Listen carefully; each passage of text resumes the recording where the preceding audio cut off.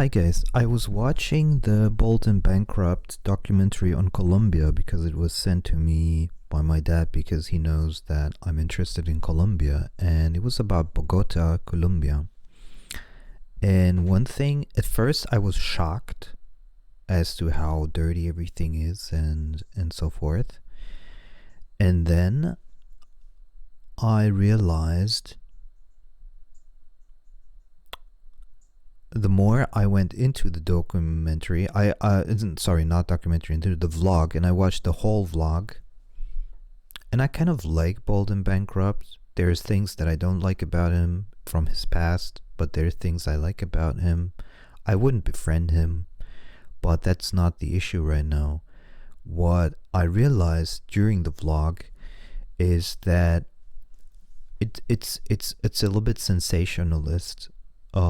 Not saying that it wasn't a bad neighborhood or that it wasn't dangerous, but it's sensationalist in the sense that it's very one-sided, and they do this to generate clicks. Okay, it's very one-sided. It wants to show the drama. It wants to show,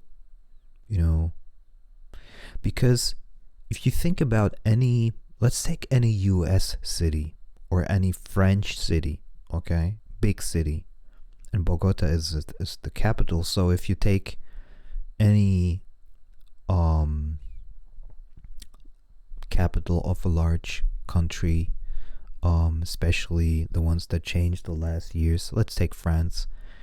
You know how shitty France, Paris looks in certain areas, or Marseille, or any of these, So, and I think that while it has high entertainment value to watch this, because you never know what's going to happen, you feel emotional, like adrenaline going from place to place.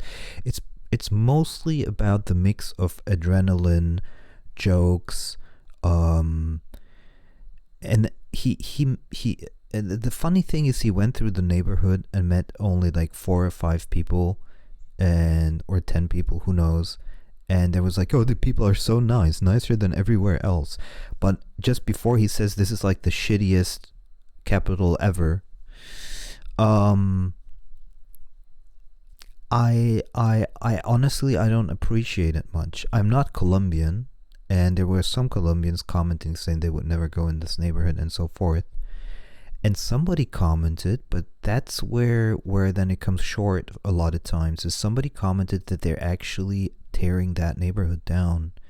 So if that's true, that's just a hypothesis, but if it's true that they're tearing that neighborhood down, that means it is in the planning of the city to not do anything with that anyway, because they're going to reconstruct it or whatever.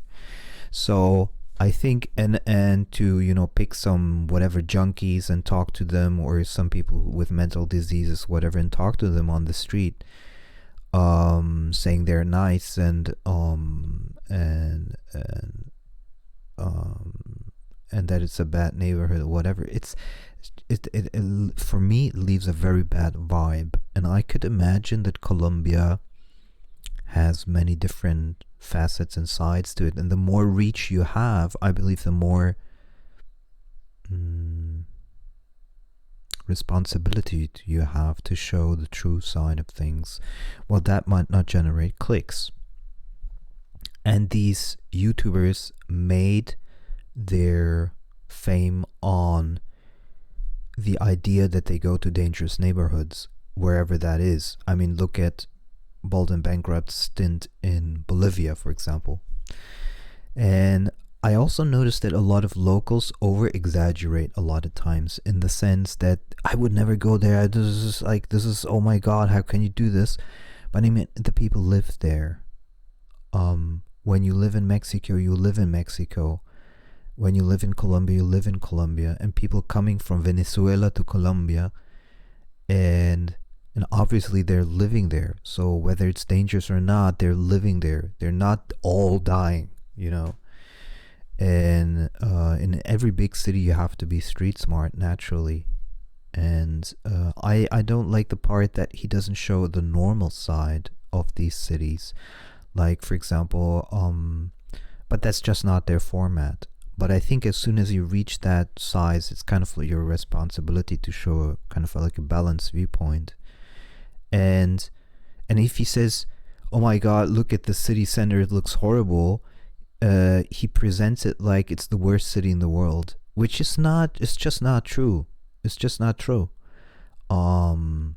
There's some international conferences happening in Bogota, Colombia. So, and if you think about the touristy regions, which are pretty safe, from my understanding, I haven't lived in Colombia, so I cannot 100% vouch for everything, but I notice the biased kind of like way of doing these vlogs, obviously for clicks.